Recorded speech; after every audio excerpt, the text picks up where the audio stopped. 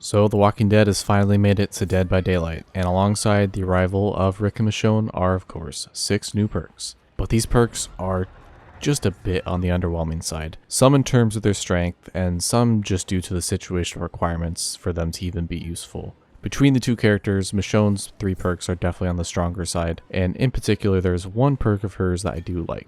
Last Stand is the perk that caught my attention the most, as it does allow for a somewhat unique / new way for the killer and the survivor to interact. And while there are reasonable takes for another perk or two as being stronger, I wanted to focus on Last Stand as I believe it has the most potential and is just on the cusp of being worthwhile. So here's how the perk works. After spending 60 seconds inside the killer's terror radius while not in chase, when you fast vault, you stun the killer for 3 seconds. If they are within 2.5 meters, that is. Then this perk deactivates for the rest of the trial. In short, this perk is able to be charged or activated, sort of like Diversion or Stakeout, and then it's able to be used as a stun against the killer whenever you vault a window or pallet. Once per trial, though, is the key thing to keep in mind. The complicated thing with this perk is that it's largely average at best, but the potential this perk has is what makes it exciting. What are the positives of this perk? Firstly, it does work as a method to rescue a survivor from the killer's shoulder. And secondly, the main use I believe this perk will be great for is if you find yourself getting stuck at a loop that has a thrown pallet. This is something that can help save you, and it can help you make distance to the next loop or wherever you're trying to go. And all of this does sound great, but what are the downfalls of this perk?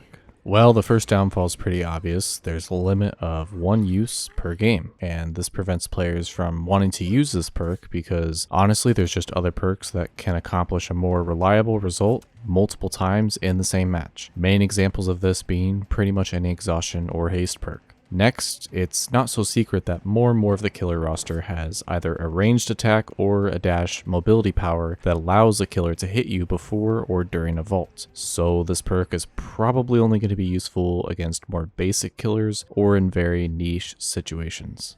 In addition to this, the requirement for the killer to be within 2.5 meters of the vault is a bit limiting because this perk is already restricted to a one-time use per match. So the smaller radius limits the chances for this perk being successful in the first place. Though I will note that the distance the killer is from the vault that the survivor is making cannot be made too far reaching, as it would otherwise start venturing into a more unfair or unavoidable situation for the killer. I am mildly optimistic that this perk will receive some sort of buff in the near future, but if I had to pick one buff, I think this perk really should get at least twice per match use. It is something that is charge based, so you do have to take at least another full minute of not being chased to recharge it. So I do think that would be a slightly fair buff to the perk.